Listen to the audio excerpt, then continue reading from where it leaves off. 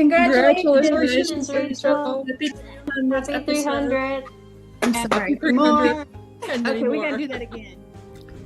Congratulations, Rachel. This is a huge accomplishment, and we are more than grateful that you do this and share your knowledge and your sense of community and all the wonderful things that you do. So, yay! Rachel, I just want you to know that you are the reason why I know how to do this. I never worked with a support spindle until I joined up with you. I want to congratulate you on your 300th podcast episode and also on the wonderful learning community you've created here with your warmth and generosity and knowledge. Congratulations. Here are just a few of the many, many projects I can claim thanks to 300 episodes of Wool and Spinning. Thanks, Rachel, and thanks, Rebecca. A little ditty for Rachel. Congratulations, Rachel, on your 300th show. It's been fabulous to watch you grow and grow. Each show you bring us lots to see, to oohs and ahs and let me see. Your inspiration appeals to one and all. Your hand knits and handspins enthrall us all. You're our friend, our teacher, and cheerleader too. Our influencer. Yes, I need it too. If anyone is stuck or not feeling the love, you are right behind us, giving us a friendly shove. Just try it, a small bit, or maybe this way, and before we know it, we're cheering, whee! You're an ambassador for all things handspun, knitting and crochet, and of course handwoven. Just keep on going, just as you are. You truly are our leading star. Thank you, Rachel. Congratulations. Hey, Rachel. Happy 300 episodes of Wool and Spinning. Wow. Thank you for 8 years, roughly, of a home away from home. And so many relationships and people that have been enriching to my life. And you've given us the space and the framework, and I've seen so many things bloom and grow here. And that is a credit to you. You've given us all a lot, and I'm so very grateful. I'm so very happy for you. This is a major accomplishment. Well done. You are amazing. We love you. Bye.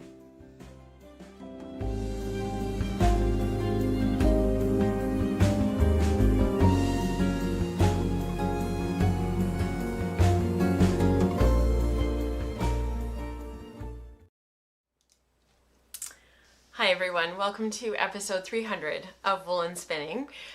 I'm going to take a deep breath and try not to get too emotional. The first time that I saw that when Rebecca sent it to me, I started just bawling.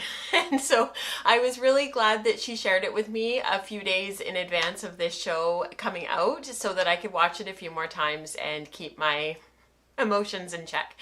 But I wanted to say thank you. Thank you for being here. Thank you for being a part of the Wool and Spinning community. You guys know who you are, who are those who have supported the show. There's a few of you who have gone above and beyond, offering Zoom groups on the Slack channel, participating in stuff, just being a real cheerleader for me, checking in regularly to see how I'm doing and making sure that I'm not burning out because, you know, you guys, you'll want to have this community and keep this going, and I really appreciate it. You guys know who you are. To those who've been on Wool and Spinning Radio over the years, thank you so much for your time, your care and attention, and for sharing your stories. And to everybody who just participates in some way, shape, or form, posting on the Ravelry group or posting in the Slack channel, responding on Instagram, all those different places that we interact with one another, just really touches my heart and makes me feel like we want to keep doing what we're doing and keep building this community. So thank you. And thank you to Rebecca, and I think it was Diane's idea originally. So thank you, you guys, for doing that and for putting together that little video to share from the community. I really appreciate it. My heart's beating like really, really fast. So I was able to get through it without crying. We have a very packed show today. We've got a lot of stuff for me to share with you. I've done a whole bunch of sampling of that Shetland fleece that I wanted to share with you. And I've actually also started doing some sampling of the Cotswold as well. I'm not sure how much I'm going to get done on either over the coming weeks, because we are hoping to be away for Canadian Thanksgiving, which is not this coming weekend, but the weekend after. But we'll see sort of as the winter goes on. I do have a few giveaways. So I wanted to share, just sort of pay back and say thank you. So I spent some time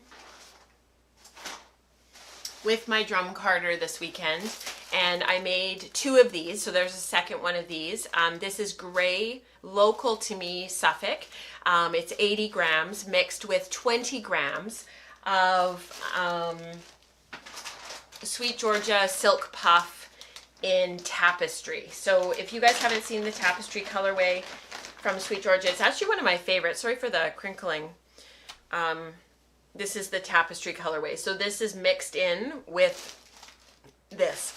I was going to do just one pass and have it all streaky, but to be honest with you, for a really great spinning experience, I prefer them blended. So even though you kind of lost the visual of all of the blended, of all the streaks of the color, I think from a spinning perspective and for a spinning experience, I think that this will be better. So 100 grams, there's 2 of these. There's a second one down here. They're kind of big. So there's 2 of these, and I would love to be able to give them away. So and actually you'll also get a strip of this. I'm going to split this in half. I'll split it this way so that both of you get a little bit of the green and yellow. And you can spin this as this colorway, and then you can see how it's spun up differently with the bat. And then in queries, we also did some experimenting over the weekend, and we took this colorway and we desaturated it and carded it up into a whole bunch of nests and whatnot. So I've got a few of these to include in the little pack as well for you guys to sort of play around with and see how all these different preps that we can do with all of this different stuff, how it all spins up differently. So I have a little bit of trivia for you guys, and those of you who've been around for the last couple of days, yesterday and today, you will know the answers to 2 of these. And then one of them is sort of more of a open-ended. So the first question for the first bat is, and the first person to answer in the live chat will win. So get your typing fingers ready. What year did Rachel first start the podcast? What year did I actually turn on the camera?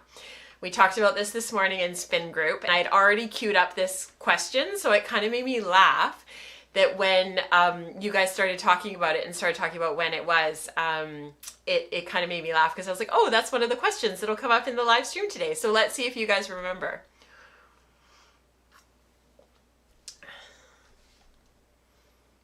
Nope. Yes, Diane.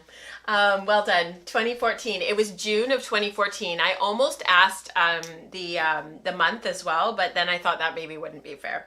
So yeah, Diane, I'll send that to you. Down in Oregon. Well done, you guys. Okay, the next question. If you've been on Instagram in the last 24 hours, you will know the answer to this. So this is for the second bat.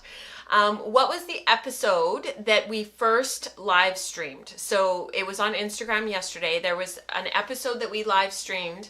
I'm hoping somebody knows the answer to this. It was the very first, so we didn't start off the podcast, just a little history lesson for those who are new to the show. Originally, the show was recorded ahead of time, sort of like a conventional podcast, and then I would edit it and I would upload it. I started trying to learn how to use video editing software. I started off with using a Sony product, I think, to edit software. I tried to learn how to use Adobe Premium. It was so complicated, and with the kids underfoot and having a baby and a newborn and stuff, it just wasn't realistic to learn that at that time. So very well done, Fionn. So it was episode 66. So after we did that for a while, I recorded it, and then when I started Patreon in 2016 in the June, so it had been exactly 2 years. I had waffled about whether or not I was going to start keep the podcast going. Some of you who've watched from back at the beginning recently might remember there is no episode 20, and it's because I was in the midst of sort of thinking that I would shut everything down. And it was really you guys that kept me going, and just your enthusiasm and your support and being so positive and so on and so forth. And when I started Patreon, at that time, part of sort of the, I don't know what the right word is, but sort of part of the charm of platforms like Patreon was having goals that the community is working towards. And we still kind of have that, but we're so well established now, it's sort of hard to know. I struggle with that aspect of the podcast and like what goals we should set for ourselves to sort of work towards, because I don't love having financial goals. I prefer to have more like milestones and things that we're looking forward to. But back then, that was kind of how Patreon worked. You had to have these sort of milestones and these goals that you were working toward. So one of them was live streaming. And you guys, I thought it would take several years. We would be working towards this for a long time. And I think we got there like overnight. And Mike was like, excuse the language, Mike was like, well, crap. So that's not exactly what he said, but you guys can intimate what he said. So anyhow, long story short, we started live streaming. So we've been doing this since episode 66, which is pretty incredible. And I remember the very first one, I was so nervous and I was sweaty and the room got really hot. And yeah, it's just so, it's fun to look back at some of those episodes and I look at how awkward I was and how I was trying to be really authentic and be myself, but it's so hard because you're learning, and yeah, it was really fun.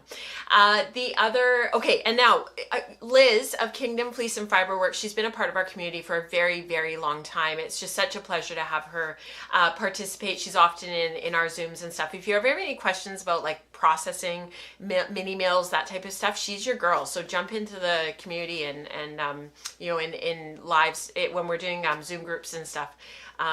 She's so forthcoming with her knowledge.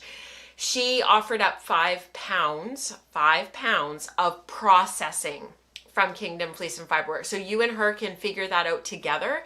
You guys can figure out what that's going to look like for you. But thank you, Liz, for offering that this morning. You completely took me off guard, and it's just so kind. So the question that I have for you guys, this is going to take a little bit of typing. I want more than like 5 words. I want like a little, like a sentence, like, you know, make it worthwhile, and I'll pick one. Share an aha moment that you've had from watching the podcast over the years. So what was something that was shared at some point that's really stuck with you, that when you think of the podcast, you think of that moment that was a big turning point for you? And I know there's always like little things over time that you know, pick up from people and whatnot, but what was one that you always sort of associate with the podcast? Oh, that's so cool, Christine. She said a friend told me about the podcast and that was it for me. That's incredible. Yeah. Yes, Fionn, you so glad that her memory served her today. Yes, I won't mail that though, Fionn. I'll give it to you next week when I see you, because she's down from she lives up north in very, very, very, very northern British Columbia, like real north, not halfway up the province, but like the actual north in Fort St. John, and she's coming down next week. So I am wearing one of my very, very first hand-spun, hand-knit sweaters, and I thought that was timely for today. This was a pattern that I actually sort of took 2 patterns and put them together, and I thought that probably the best thing to do was to show it to you in photo form, because it's hard to show it to you when I'm actually standing here podcasting. But this was a mashup of the Featherweight cardigan by Hannah Fedig and the Vermont cardigan, which is by Hannah, and I can't remember her last name. I'm so sorry. But I do have it. I can link it here for you guys. Maybe I can't. Word is being a pain. So that's the pattern for Vermont. And what I did was I used Vermont just on the back. So I used the lace pattern for the back of the cardigan. So when you look at the back, it's hard to tell in the photos, but at the back, it's all lace. So you can see it's all lace here. And this was roving that I got from Lynn Anderson of West Coast Color when she was still kind of getting up and running and just getting started. And she had gotten this Falkland done at one of the mills. I'm not even sure the mill is even still open. Anyways, it was chock full of neps. It was supposed to be tweedy, but it ended up just being really neppy. And she basically gave it to me. And it's pilled really super badly. You can see like along the arm, it's super, super pilled and it hasn't worn very well. But once all those pills come off, it'll be fine. And I actually wear it quite often. I'm surprised how often I really do wear it.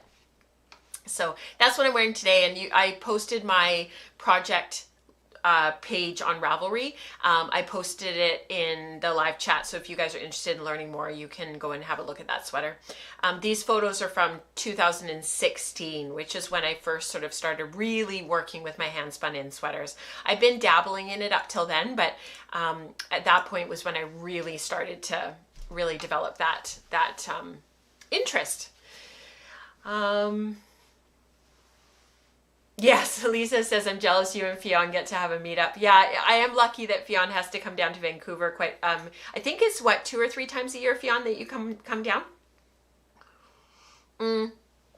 So Christine said hers is a recent one of her aha moments. Watching the Wool Circle episode when Rebecca was demonstrating spinning from the fold. I went off to try it and now I love spinning that way on the wheel, on the drop spindle, and on a support spindle. That's wonderful, Christine. So I'll get you to get in touch with Liz on the Slack channel. She's at Kingdom Fleece and Fiberworks. Just send her a note, say that you won, and you guys can connect for that and figure out what you're going to process. What are you going to get done? Are you going to get something from her? Are you going to get send something of your own? Are you going to get it made into yarn? And then Glenda says, I learned that I could use the hooks on both sides of my flyer while spinning and plying. Doy. I had thought that one side was for spinning and one side was for plying. Glenda, you are not the only person. There are lots of people that think that. And so I'm glad that we were able to shed some light on that. Becca says, I don't need processing, so I will go slow, but the podcast helped me to understand what kind of wheel would serve me so that I got a good fit. And that was actually when Becca's one of our dedicated spindle spinners in the community. She's been spindling almost like exclusively for a very, very long time. And she wanted to get a wheel. She was going to be working on her certificate, her spinning certificate, which she's going to come on the Woolen Spinning Radio and chat about that next month because that seems to be very topical right now. And she ended up getting a shacked flat iron after a lot of research, a lot of chatter, a lot of discussion, because she knew she'd only get one wheel and there wouldn't be back and forth and getting multiple wheels and trying different stuff. She wanted to make the right decision right off the bat. So yeah, and she still loves that wheel. And I know it's not for everybody. Not everybody loves the flat iron. Not everybody likes the look of it, but for her, it's worked really, really well. Lisa says cross-lacing for her too, Glenda. You've all inspired me to do way more with spindles, and that's been super fun. And of course, you saw Lisa in the video at the beginning with her support spindles. Christine says there are many other things I could list, but that's been a game changer for me, so that she's been making less dense yarn, and that was the spinning from the fold. Paulina says the basics: keep the length between your hands steady, but also plying through the rings. To state the obvious. No, it's not obvious. There's so many things, and plying through the rings was something I learned from Kim McKenna all those years ago. Jennifer says, I was kind of hard on myself when I first started spinning and expected my spins to be perfect, and seeing others, I know I'll get there eventually. Absolutely. Yes. All right, so stuff that's going on in our community. You guys have been around, you know. If you could go back and watch episode 298 and 299, they were both kind of big episodes. We go through all of this in a lot of detail. We're doing our Sarah Anderson's Spinner's Book of Yarn Designs. The Wool Circle is streaming on the opposite Tuesdays from the live stream, so we had just an awesome episode last week. And then we'll have the Wool Circle again this coming week. Spinning Staples meets with Rebecca on the 2nd and 4th Thursday. Queries meets on the 2nd and 4th Saturday. I'm not sure how we're going to do that because we're going to be camping. I'm going to have to talk to you guys. And then Maker Morning, we generally meet on the 1st and 3rd Wednesday, but that's been a little bit off recently just because of my schedule and having to drive so much. I do have my car back. Everything, all is well in the world. So that's been really helpful. I just realized, you know how we always do our Zoom groups, like have all of our Zoom groups? I think it got accidentally erased. Bummer. There was a bunch of stuff that I lost yesterday, and now all of a sudden I'm like, I think that's gone too. Bummer. Okay, I'll make it up again. But basically for our Zoom groups, there's the Tuesday morning and the Thursday night Zoom groups. So Thursday morning meets 8 a.m. British summertime. They will be changing their clocks pretty soon, as will we in North America. But we meet at 8 a.m. on Tuesdays, 8 a.m. British summertime on Thursdays, and then weaving study group and fiber prep group alternates on Fridays.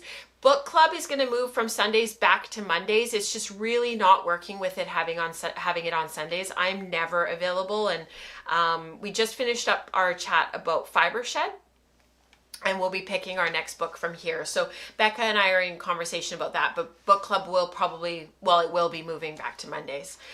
So just so that you know that is coming. All right, let's, I don't have much to say about this, so I'm not going to run the credits and run all this stuff, but we'll do the intro credits next. But I wanted to share really quickly, you know, my London fog on, I think this is Falkland. I don't even remember, it's been so long. I didn't put this in the show notes, but I am down to the last 2 nests. This was a 300-gram spin on spindles for the last 2 or 3 summers. It's been forever. I am almost done. Almost done. I'm so close. So I just wanted to share that because it's been a mammoth spin. So there you go. All right, I'll see you guys on the other side, and we'll get into sampling Shetland and a little bit of sampling the Cotswold.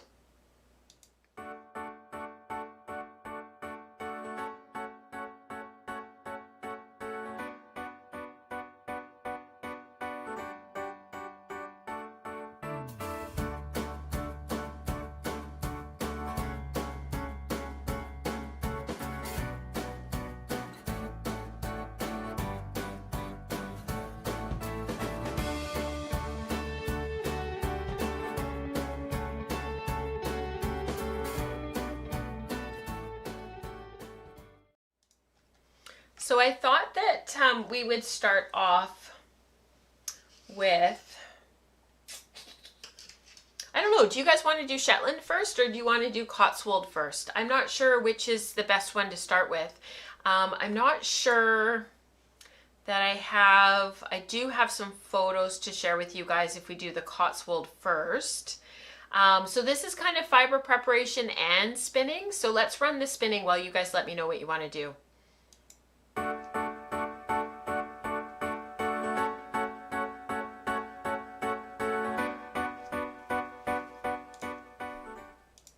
So I think that, yeah, let's do the Cotswold. Lisa, you read my mind. So the Cotswold ended up being a really interesting spin. I think I'm going to go to the, what's this? Oh yeah, these are the photos. Okay, so have a look at these photos, and then we'll talk about the Cotswold in a moment. But I got this whole it's about 1.5 pounds, just shy of 2 pounds of this Cotswold, and I've been drafting it short forward. So that's a photo of the drafting. That's what I've been doing with it. So to sort of give you an idea of sort of what it all looks like, these are some of the samples that I've spun. This sort of grounds the discussion in sort of what I was working towards, was these sort of fingering weight, heavy lace kind of yarns with a lot of drape, and kind of seeing what I could create. So what I ended up doing was, if I just move the Shetland off to the side for a moment, and we'll put the Cotswold sort of front and center. What I ended up doing was I spun several samples, just spinning it different ways. So these 3 here kind of go together, if you will. And this is the Shetland lock here. It's quite long, it's quite drapey, or like not drapey, sorry, they're a little bit curly, lots of sheen. I don't know if you can see off the camera like how much sheen there is. If I hold them under this camera, it just blows out. There's so much sheen. Like, look at that. It just reflects the light back.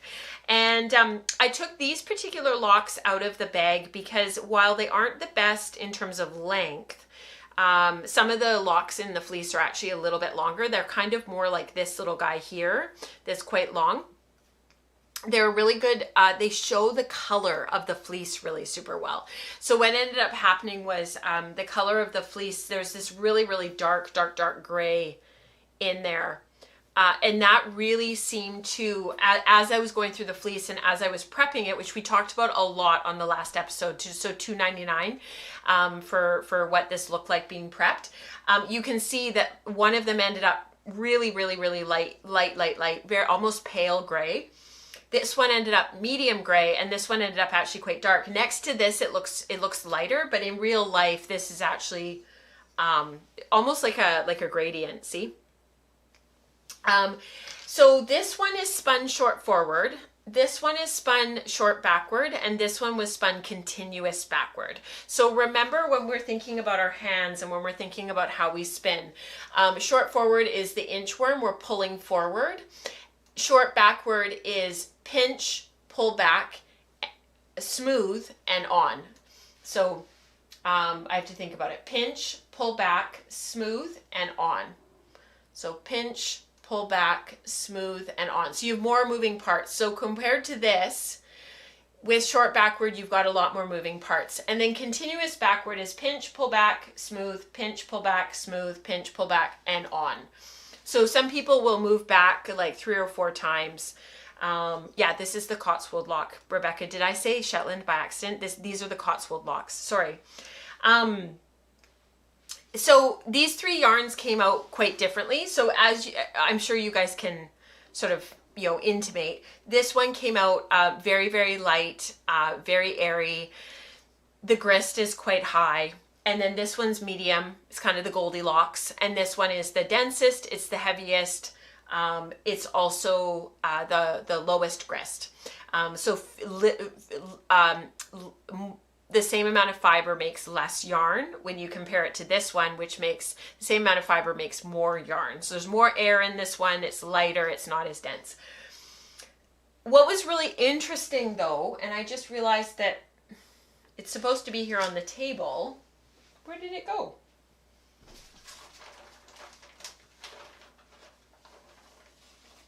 Sorry guys, it got put away by accident. What I ended up doing was throwing this on the loom. So I held 2 together. So this ended up making like a basket weave. Because the pin loom, the gauge of the yarn, the set of that the yarn needed, the pin loom couldn't do. The yarn is too fine. I would have to do, for a proper swatch, I would have to put it on the floor loom and actually do like set a tighter set. It probably needs about 16 ends per inch, and this is not. The pin looms are not that fine. So what ended up happening was I did this really, and it came off really, really dense because I was holding the yarns together, and I thought for sure this would come out like upholstery fabric because it felt really firm coming off the loom. Not at all. It has softened so nicely. It's got a really nice hand to it. If it was a bigger piece of fabric, it would have drape. It's ended up being a really nice piece of fabric, and you can see the sheen. And because I held this one with this one to make this, or was it these two? You've got the lighter, you can see how there's the lighter yarn in there, but it just gives me an idea of what the fabric might be like. So taking it just that little bit extra, taking that a little bit further, just meant that now I've got a piece of fabric that I can actually like work with. It's like sort of, you know, for initial set, what to do. In terms of the yarns, all 3 are beautiful, but what I did end up doing was my long-term goal for this fleece is not to spin it by itself. I really wanted to use some of the peduncle silk that's in my stash. So I've got about 100 grams of peduncle silk, and peduncle is it's a type of tussar silk. It comes from the cocoon and the stem that the silkworm makes before it oh my goodness gracious, you guys, metamorphosizes. How do you say that word? Goes through its metamorphosis to become a moth. And so peduncle silk takes the stem and all the entire cocoon to make this type of silk, and it so it's a little bit woollier, it's a little bit more hardy. The spinning experience when you spin just peduncle feels very woolly. It's got a little bit of a halo to it. It tends to be this sort of dark gray brown color. I think I have it. Yeah, I didn't put it away. This is what it looks like. It's got that beautiful sheen that we expect from silk. And the funny thing is that as I was blending this in with the Cotswold, there is little teeny tiny bits of the stem that just haven't been, there's just in one little area, there was an area of the stem that hadn't been completely broken apart. So this yarn here, and unfortunately every time I put it near that camera, because it's quite bright, the one on the left, I think it's this one, if I turn that down and make it a bit darker, the camera will fix itself, but then you'll really be able to see this yarn. And it's this beautiful heathery, from the Cotswold, from all the nuance in the Cotswold fleece, heathery grade, kind of browny. I'm not even sure that I want to dye this. I kind of do, because I know that the dye will just create such an incredible product. Like it'll end up like, I don't think I have them nearby, but some of my dyeing that I did over top of colored fleece, it just creates these unbelievably like rich, deep color. So this is actually 50, nope, that's not even close to being correct. 80% Cotswold and 20% silk. And so this little sample here, oh, that's what it was. My goodness, you guys, I don't know where my brain is today. One of these is this, and the other one is this, because as I did my spinning and as I kind of honed in on what I wanted to do, I knew that this would end up being spun short forward. And the reason for that is that the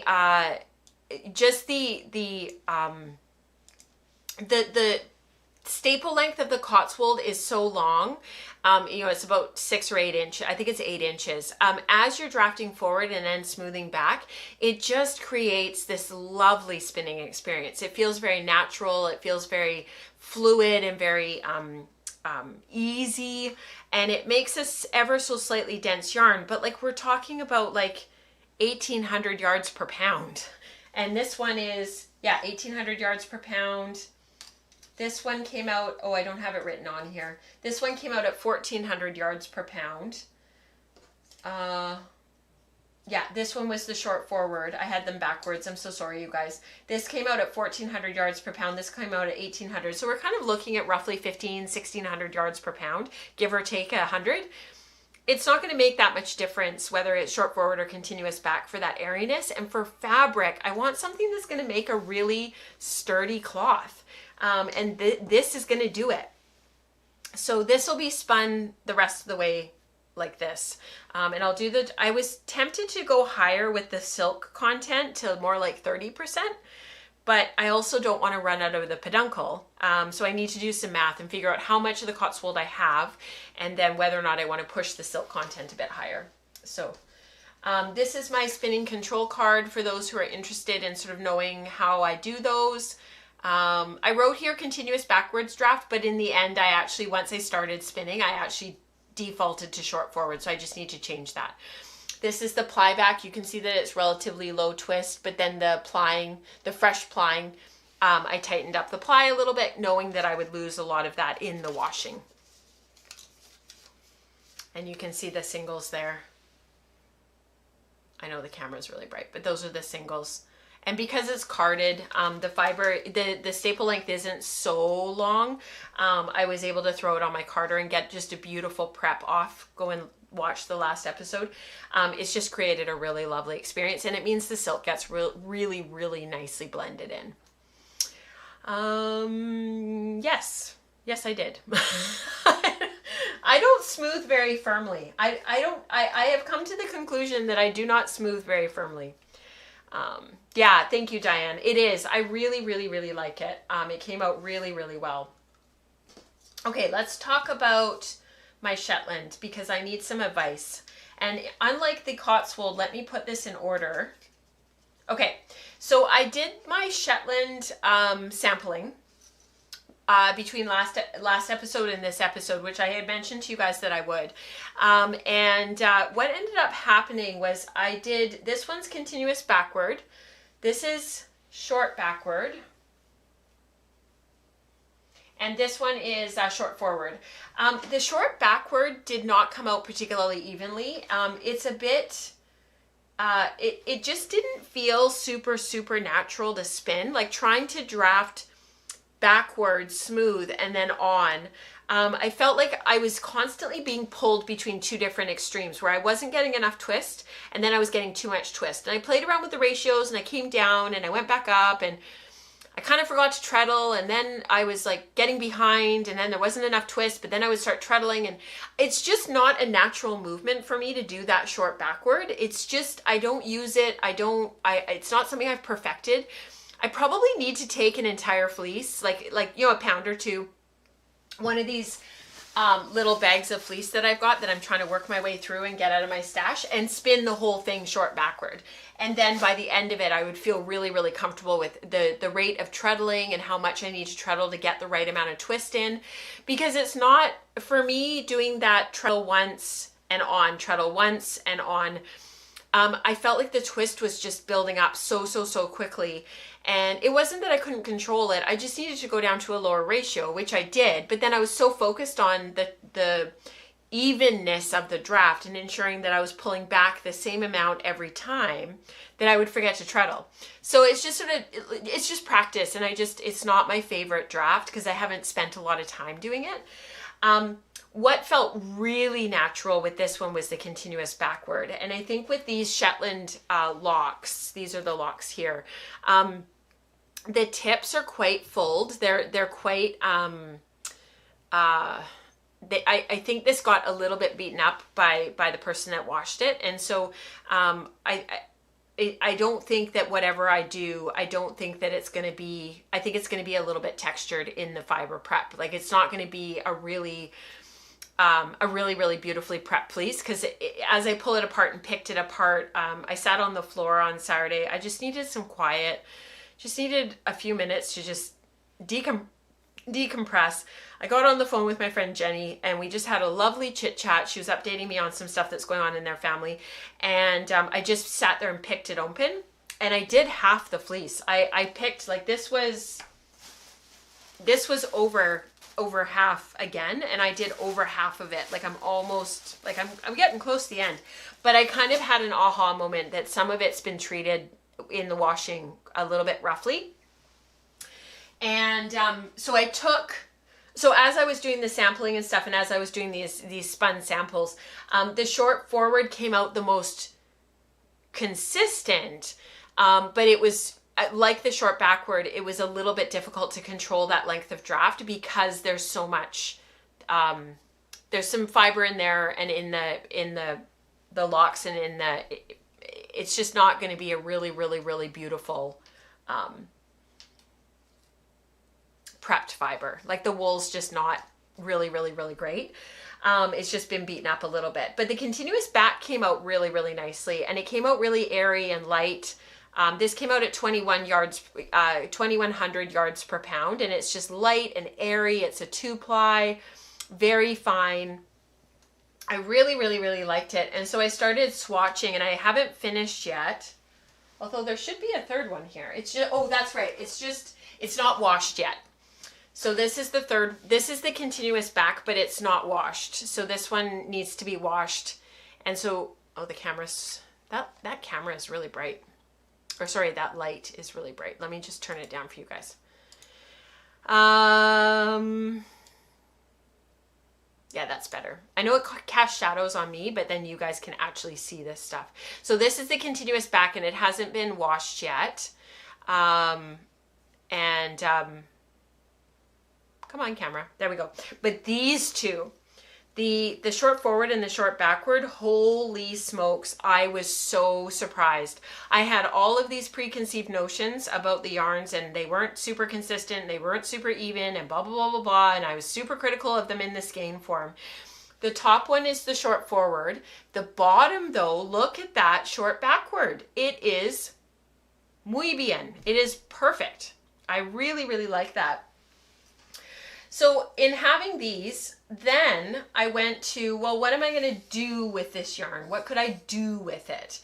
And I really wanted to do another cotton wool blend because I just finished this one, the CVM cotton, and I'm really enjoying knitting with it.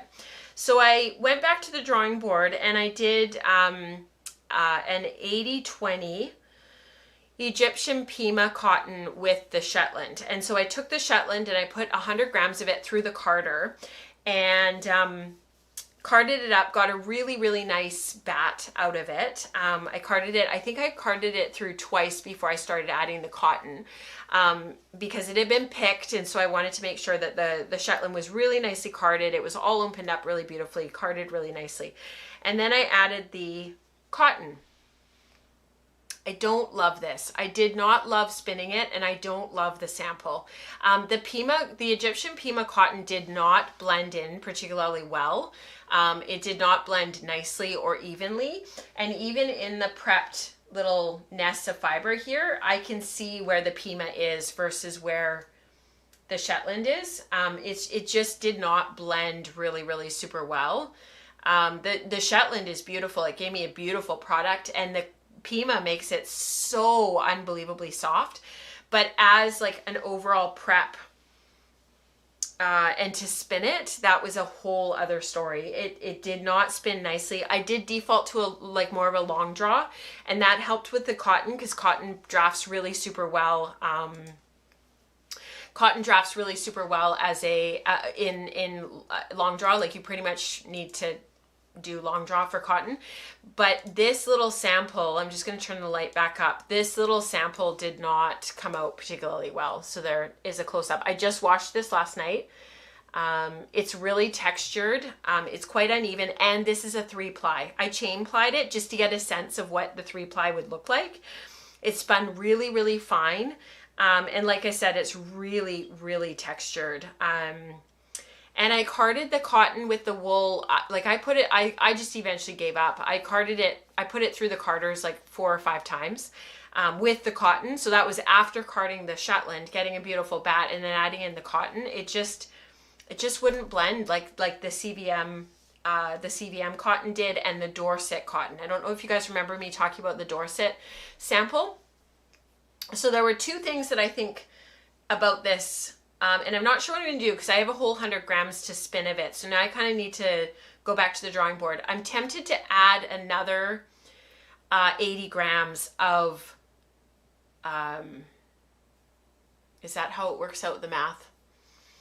I'm tempted to add, to double the Shetland, so that it would end up being 10% Shetland, 10% cotton, 90% Shetland, because I have so much of this picked that I could just go back to the drawing board, add in double the Shetland, and end up with 200 grams with only 10% cotton. So I could do that. I think part of it is that the Pima is so unbelievably fine, and the Shetland is also quite fine. And there isn't any tooth in the wool to be able to grab onto the cotton. And so I think the samples that I've had really good results with, and like this yarn that worked out really super well, that was from Melissa of Melly Knits, I think it worked really well because the CVM was a bit toothy. And then when I did those samples with the Dorset and the cotton, it was toothy. And I think that the Shetland is just so fine and soft, and the Pima is so fine and so soft. It's just not enough to grab on. So there's 2 things. I was wondering if maybe grabbing, doing a blend and mixing in something toothier with the Shetland would work. That's an option. I have CVM Montadale in my stash. That would add a really lovely heathering, because it's quite a dark color. It's this color. I also have some Jacob that I got from Dion, and I've actually got you know what I should use? I should try it with my Corriedale. That's what I should do. I should do a little sample with Corriedale. That's really interesting, Charlotte. Some cotton has had the crimp removed. I wonder if this is quite processed. Oh, I carded it more than twice, Diane. It was like 5 or 6 times. It just would not blend. Yeah. The woven fabric, Glenda, I'm not sure. The Cotswold, the woven fabric, that's a great question. It would make a really nice outer, like not a coat, but like a shacket, like a jacket, like a cardigan jacket type thing. It would work really, really well. Something a little bit tailored, you know, something more than just like one of those sweatshirty type jackets that you find patterns for online, but something a little bit more like a jacket. That's what I'm thinking. Thank you, Stephanie, about the woven fabric. I love the sampling woven fabric. I love the look of it. I like the feel of it, the hand of it. I feel like it's this whole like Pandora's box. In terms of the ratio for this, Sam, because I ended up spinning it long draw, I think I was at like 13 to 1, 12 to 1, something like that. It wasn't very high for me because I don't treadle very quickly. But it just, yeah, it didn't want to draft nicely. It didn't matter how I spun it. I tried a whole bunch of different ways. I did, this little sample is like a little bit of short forward, a little bit of continuous back, a little bit of long draw, a little bit from the fold. Like I was just spinning and sampling. Like, how can I spin this fiber? And yeah, the answer is none of the ways. So I have to keep playing with it. So I will keep you guys posted because I've already made 100 grams of these little nests. I've got 100 grams worth of them. I spun up 2 of them for this sampling, and but I can go back to the drawing board and I can add something else in. I could put silk in. I could put a different wool. I could put more Shetland in. I don't know. Give me some ideas. That's what I need. I need ideas. All right, let's talk about. My Rideau Arcott is almost done. It is almost done. I have about 200 grams left. It's almost done, but I have 4 bobbins. Let me share with you on the big camera. I have 4 bobbins now rewound. Look at this. Oh, 4 bobbins rewound. And I've got another bobbin on the wheel that's almost done. So these are all rewound. They're all ready to ply. I am going to do a 4-ply. I just need to, what I'm actually going to start doing is plying. I'm going to get some of this plied, skein it off, wind off what I've got on my bobbin on my wheel to fill up whichever one empties more quickly, and then keep on going and just keep on going. Yeah. Ooh, Sam, flax. What a great idea. That's not a bad idea. Yeah, the Shetland on its own, Diane, is all of this. This is just the Shetland on its own. Yeah. Yeah, great question. Great question. Yeah. Flax is a really good idea. Yeah. Okay, let's pivot to knitting because we're going to run out of time. K-nitting. I've got 2 projects on the go. So one of them is actually sitting here next to me. So let me just clear off the table and you guys can watch.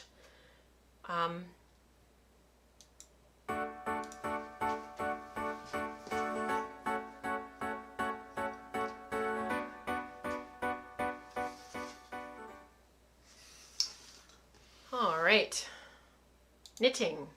I think I'm gonna have to go to this camera to show you guys. So I pushed everything out of the way. This is my CVM cotton mulberry silk yarn. So it was 70% CVM, 20% cotton, and 10% mulberry silk. So this is the second skein. This is what is left of the first one. I've still got actually quite a bit. Both skeins had about 350 yards in them. I did do the grist calculations and all that stuff, but and this is the Oolong tank. So this is by Amy Sher, S-H-E-R. See if I can share this with you up close. So it's got this beautiful kind of vine-like pattern up the front, and I saw this at Knit City Calgary. The dyer curator, yarn curator person, I can't remember her name, of Horizon Fibers was wearing this, and she was wearing it with quite, I think I've shared this on the podcast before, she was wearing it with quite a bit of positive ease, and I really liked the look of it. She had it tucked into her jeans. It looked kind of more like a t-shirt because it came off of her shoulder more like a drop shoulder. It looked really nice. So I'm knitting this size 3, and I'm just working my way up the body. I'm almost finished with the body. I kind of want to lengthen it, but I don't know if I have enough yarn to lengthen it and how much I should lengthen it by.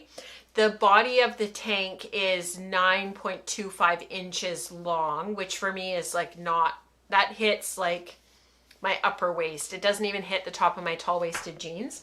So I'm not sure what I'm going to do. I'm almost there. I've got about four more rows, and then I'll be at the depth that she asks for in the pattern. So I think what I might actually do is put my Try It On Tubi from Charlotte, put that through and put it on my dress form and sort of assess like, okay, if if I lengthen it by another inch or two, what's that going to do? If I leave it at the length that it is, can I at least tuck it into the front of my jeans? How's it going to look? Can I pull it back a little bit? So I just don't want my tummy hanging out. So I've had 2 kids. Like, I don't need to have my tummy hanging out. So, and then the other thing is the twisted rib at the bottom. So that's just ended up making this really lovely bouncy edge. The yarn is crispy. That was something I wanted to chat about when I've been knitting it over the last week or so. The yarn is definitely crispy. So when we think of knitting yarns, I think we often think of really soft, you know, really bouncy, springy yarns like this with good bulk. They bounce back right away. They're elastic. They return to their shape really easily. They're airy. We pick them up and we think, oh, it's next to the skin soft. I love this. And we just sort of think like medium twist angle, medium weight yarn, medium. This is more like what I would consider, it's almost sort of a bit more like a commercial piece of fabric. It feels a little bit crispier. It feels a little bit more, a little bit nuanced. It's got the heathering from the sari silk, from the mulberry silk that was added. I don't know if you can see that in the camera, but there is heathering. Melissa was really taken with it when I showed it to her because she's like, you can't see any of that in the bat. And then of course in the in the knitting, you can see it like a lot. Even more so in real life. But yeah, it just feels a little bit crispy. And of course that's from the cotton. It's that 20% cotton makes a big difference to this, you know, and a slightly toothier fleece. It's not quite as soft. It's sort of somewhere in the mid 20 microns. But it's got really good bounce, really nice elasticity, good bias. So I think it'll be really comfortable to wear, and I think it'll be warm, but it won't be quite as warm as some of the stuff that we sometimes try to get away with in the shoulder seasons. I think this will be really nice. I saw a couple of them pictured on Ravelry with long sleeve t-shirts on underneath, and I can totally see myself doing that in the shoulder season because I do get quite warm, and I find a lot of layers is really hard. But I could see myself layering up, you know, if I'm going out for dinner or going out with friends, you know, whatever that looks like. So yeah, really happy with how this is coming out. I'm just following the pattern. There's no modifications. Pretty straightforward if you ask me. And then the other one that I'm working on is, and I hope you guys can see this. I'm going to move the camera over just a little bit so that you guys can see. So this is the Rosemary. Ignore this for a moment. This is the Rosemary. This is kind of an interesting pattern because if I turn Diane here around here, you start up here, and so you cast on up here on this cast on edge, and this is the right side, but you work all of the increases down the collar on the outside so that you've got this really lovely decrease line that really kind of finishes off the collar, and that sits at the top of the shoulder on either side. And then you start these sort of raglan increases, and the idea is that, like, as I work, it's supposed to have quite a bit of positive ease so that you've got lots of room. It's a pattern by Amy Christoffers, and you increase out for the raglan. So you're working your raglan and growing that. I'm not very far along. But then at the same time, you're also increasing out at the front to sort of create this V-neck that comes in as you're decreasing the lapel. So this is going to keep getting smaller and smaller and smaller, and it's going to come in here, and it's all going to match up, and it'll be very pretty. And finish off with your button band that'll go down the rest, and it'll have a certain amount of positive ease. That it's supposed to kind of be big and baggy. You're supposed to be able to button it up. So again, with this one, I've just kind of been following the pattern. This is Disdarrow Ranch. I've had this yarn in my stash for a couple of years now because every time I knit with it, I just felt like I had a pattern mismatch. But this is their Row Ram. So this is Romney. I think it's Romney and Corriedale, but I might be wrong. But it's one of their farm soil to yarn yarns, and it's bulky. So the Rosemary is being knit on 6mm or US size 10 needles, and it's in the ash colorway. And I got this at Knit City, the last Knit City Vancouver. So it was a year ago. I feel like it was longer. I know, Sam. I'm breaking form. Nothing's being modified. Yeah, and you can see like how bulky this is. Like it's big yarn, big needles. I would say that it's knitting really quickly, except I misread the pattern the first time round, and I did all of the decreases on the right side, and they were supposed to be on the wrong side. So I had to rip it out and start again, and that was really hard on my hands. And then I also wanted to have the Oolong tee done for filming for Sweet Georgia for the cotton wool workshop that'll be coming out next year. And I just kind of put the Rosemary aside, but then I picked it up and I was working on it a little bit over the last week or so and making some good progress. And once this is completely done, this will become my monogamous project for the next couple weeks. Once that's done, then I'll pick up Rosemary again, because it'll be so fast. So finished objects, let's talk about my Ranunculus.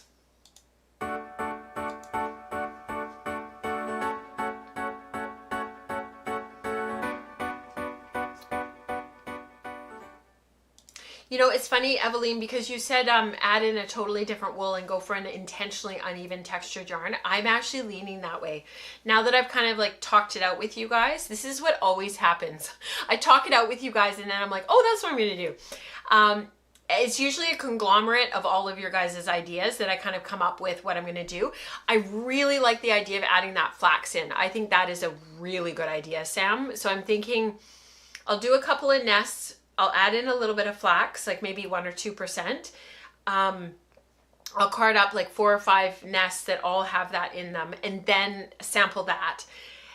At the same time, I'll also add in some of the Corriedale with the flax and sample that. So I'll have like 2 nests of the Corriedale flax, 2 nests of just the flax, and then we'll make a decision next show. So hopefully I can do that between now and then. All the hope.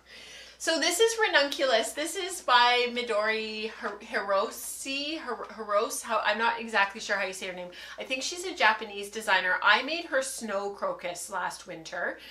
That sweater almost drove me to drink.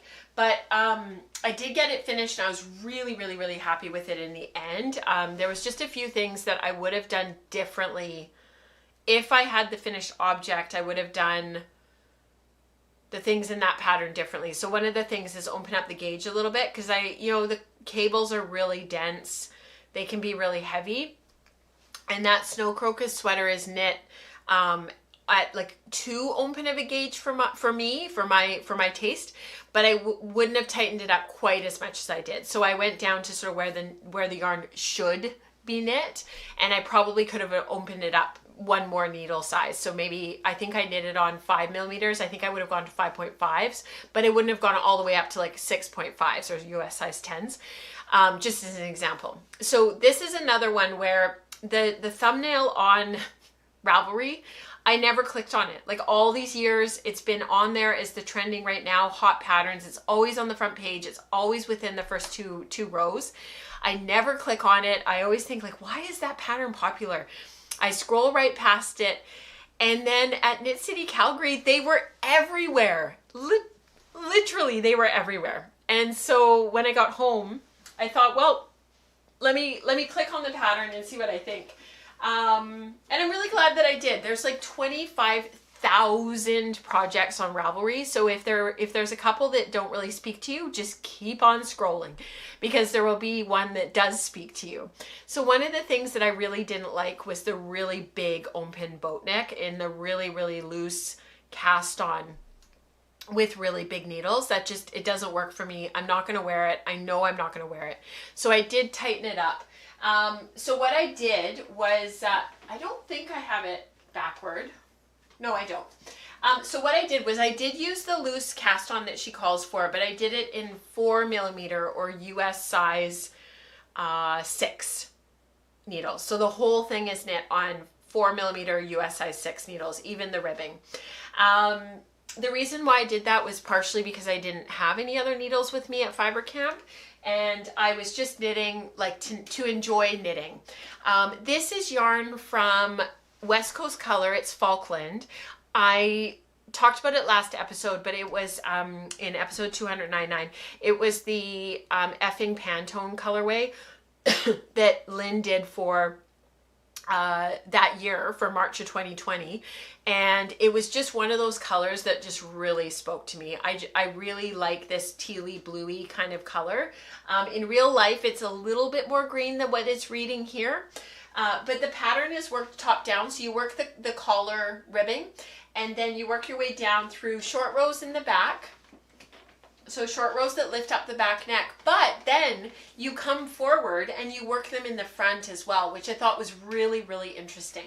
And then you work your way down from there. So there's like a slip stitch pattern, and then there's sort of another different slip stitch pattern, and then there's a lace pattern that makes kind of this clover, and then you repeat them again, and then you divide for the sleeves. And I made short sleeves. I think I did like 14 rows or something like that before I did about 3 inches of ribbing, just shy of 3 inches of ribbing. And then for the body, it's in the pattern, it's meant to be more of a crop. I did lengthen it, but I didn't lengthen it a ton. But then when I washed it, it really relaxed, and it really kind of lengthened a bit. I think the fabric came out really beautifully. In the camera, it's reading quite striped. This light and dark stuff that was in the original hand spun, in the original fiber when Lynn dyed it. In real life, this is very, very subtle. I think it's just the camera trying to read the fabric, because in real life, this is very, very, very subtle. You can almost like not see it. And I think I have some photos for you. If I look here, I meant to put some photos up for you. Maybe I didn't. I guess I didn't, but let me show you some photos of the close-ups, so that you guys can see what it looks like. So that's a close-up of the yoke there. So you can see how the yoke kind of comes down. You can see how it rests quite high at the front. I think that's one of those things where I probably needed to just kind of pull it down a little bit, and I just didn't. I didn't realize. And then you can see, I think I have another photo. I thought I'd queued these up. Oh, like I said, a whole bunch of stuff got deleted yesterday by accident. So yeah, there you can really see it. You can really see it in the yoke up there. You can see how it comes up across the front neck, but you can see like the sort of the very, very subtle stitch patterning. And then I had mentioned about the length. So I wanted it to come to the top of my high-waisted pants. So it comes just below the, it comes just below like right here. So it sort of, you know, sits right below there. And I think that worked out really, really well. So yeah. Yeah, the Ranunculus. So Deidre has actually done 2. She's just started her second one. I know Dana's knit 1. You can use any yarn. Totally agree. What was the pattern that had the triangular yoke lace? Oh, I think that was the Love Note. Yeah, and it's funny because I feel like everybody who knit the Love Note kind of moved on to this, and I didn't get the memo. I feel like that's kind of what happened. All right, we need to keep moving because I have an appointment at noon, and so I want to make sure that I get there in time, because we will be here all day otherwise. So thank you for listening to me wax poetic about my projects. Yeah, Elizabeth, definitely make one of these. You've got some beautiful yarns that you've been spinning too. I did tighten up the gauge, like I said. I wanted to make one more comment about that. I think I probably could have gone up to 4.5 millimeter needles for the body and the yoke and still been really happy with the fabric. But I showed them last episode. I had 2 swatches, and the 4.5 millimeter swatch really relaxed a lot after knitting it and washing and laying it out to dry. I didn't pin it or anything. I usually just leave my swatches flat so that whatever happens to the fabric happens. They're not pinned in place. I don't block my swatches. I just lay them on a flat surface. And I'm really glad in some ways that I didn't have that added ease, because the 4mm just relaxed. It really made a nice fabric. So I think the only thing was probably just maybe a few more stitches needed up here for the cast on, but honestly, like, not enough that it matters at all. It'll still be really super wearable. And actually, I'm kind of looking forward to wearing it underneath like a jacket or underneath a cardigan. Like, I think it'll be one of those things that'll be a really nice, I just said a few minutes ago that I don't like a lot of layering, but something like this when it's really cold out and I'm wearing my really heavy winter jacket, this actually would be really great because it's not a full size sweater, but it'll just give me that trunk warmth that I often need, and being able to take off layers and, you know, all that kind of stuff. All right, let's do community participation.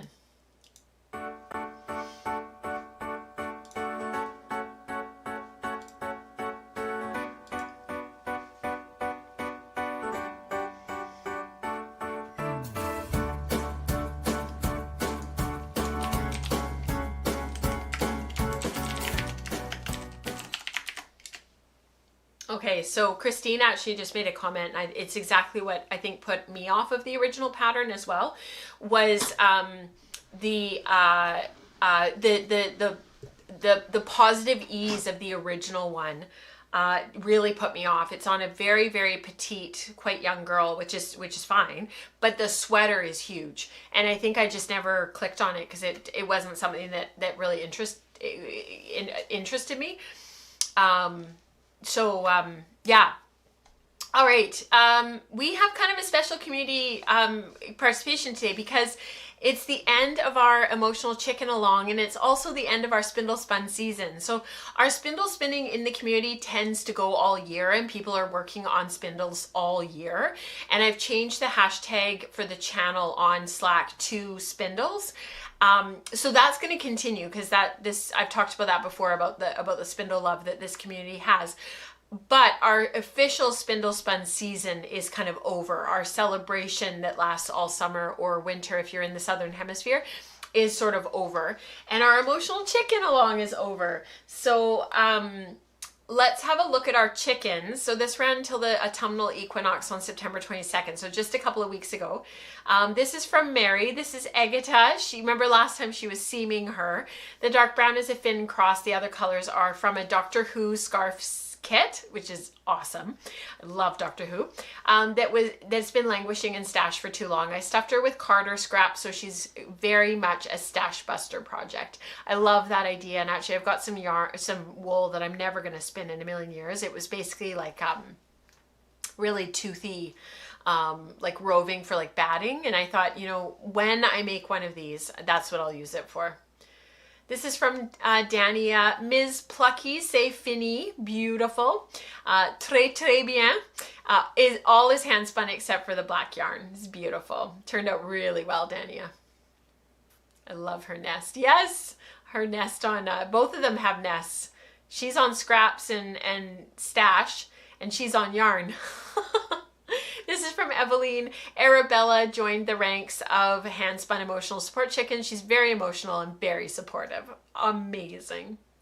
Love the colors. This is from Jennifer. Seeing everyone's emotional support chickens on the podcast inspired me to make my own. I used some of my stash fiber that I got from an estate sale, so it's a bit of a mystery, but I think the browner fiber is merino and the green one is some bamboo, has some bamboo in it. I also held the green with some leftover commercial Surrey yarn to get the same gauge as the rest. I know it's a bit cliche, but I think I'll call her Henrietta. Beautiful. I love that. Really well done, Jennifer. And spindle spun season. So this was the last little bit of your guys' spindling that I wanted to share. This is from Laura. I've had a couple of weeks of spinning break as I have committed to a couple of quite big test knitting projects, but I pulled out the wonderful Ed Pretty spindle that I sent Laura as a Tour de Fleece prize a month ago. Thank you millions again. I really love it. The fiber is some random alpaca pin drafted roving that I got from a new mill quite close to me. I'm not even going to try to say that. Laura is located in Finland, if you're interested in Googling that mill. It's not as easy to spin long draw as many other fibers I've spun, but it is manageable, and I'm trying to match the yarn to a previously spindle spun alpaca yarn and maybe combine them in a sweater or a shawl. Beautiful, Laura. Her spinning is always gorgeous. This is from Lisa, a pretty spindle from Viscount, woodworking fiber from Liz at Kingdom Fleece and Fiber. Beautiful. From Diana, our lovely spinning teacher, Diana Twiss. I've been taking a deep dive with my top whirl spindles lately and loving it. Not the best photos, but I can tell you more about them if there's interest. You guys can post in the Slack channel under spindles if you guys want to know more about these spindles. Just tag Diana Twiss. The last two photos, she's using her Schneider Steampunk for plying. I have one of those. I love them for plying. They're heavy, they spin well. You can, with the gear on top and the grooves, you can hook the yarn in really well. It works really, really well for plying. This is from Sam. I love this photo of her spinning on her Tackley. I just spent over 3 hours spindle plying my Tackley spun cotton. I actually don't think that's a Tackley that she's plying on, but I love to see people like what they look like when they're spindling. I ended up with 78 yards weighing in at 9 grams, 3,900 yards per pound. How is that possible? It's amazing. This is from Stephanie. I wanted to incorporate at least a bit of fiber prep into this season's spindle spinning. Since I'm not yet set up for washing fleece in my home, I settled on 2 ounces of wash brown badger face fin locks from my stash. I don't own hand combs, so I opened the locks, which still had a ton of dirt and VM, in a combing motion with my flick carder, as described in Kate Larson's The Practical Spinner's Guide to Wool. I then lightly hand carded them into bats and spun parallel to the grain on my mini Bosworth and Golding drop spindles, plying on my Daedalus Starling. I end up with 100 yards, 1,500 yards per pound of 2-ply, which I hope to use as a contrast color in my Oscar hat by Orlane Souche. Beautiful. Wishing everyone a gentle transition as we shift into a new season of the year. I need those wishes. It's been like, don't let the door hit you on the way out, summer. It's like, on to the next. This is from Shauna. I went to Oregon Flock and Fiber today and found the coolest glass blown support spindle. Isn't that cool? It looks really neat. I had to try it at the moment I got home, and it's so awesome. It spins very fast. And you guys can scan that QR code if you want, like that, what are those called? And it'll come up. Just pause the podcast and... This is from Barb. She's back again. She's got a Jelligan from Etsy. It's a cherry with a Celtic inlay. So smooth and lovely. The maker is Muddy Duck Workshop. Beautiful spinning, Barb. I love seeing the Jelligans. They're Scottish suspended spindles. This is Charlotte's home processed Jacob from Lock Popped Waste, pulled from the front of the lock and drum carded 1 pass with Sari Silk and Silk and Oil. I feel like I shared this with you guys already. Maybe I did. I'm not sure. It's beautiful though. Yes, I shared these with you guys. Yeah, I guess I didn't get rid of them before. Sorry about that. Thank you so much, everyone, for sharing what you do and for doing everything that you do, for being here, for being a part of the wool and spinning community. I so appreciate it. You guys are always welcome. Those who are kind of on the outskirts and wondering what it's like within the community, I hope that you got a good sense today of what it's like on the other side and will think about joining our community. Have a wonderful couple of weeks. We are headed off for Canadian Thanksgiving after the stream next week for the Wool Circle. And then we'll be back on October 15th, hopefully with some updates on my Shetland. I will let you guys know. And in the meantime, happy spinning, happy making. I hope you guys have a wonderful couple weeks. Take care, everyone. Bye.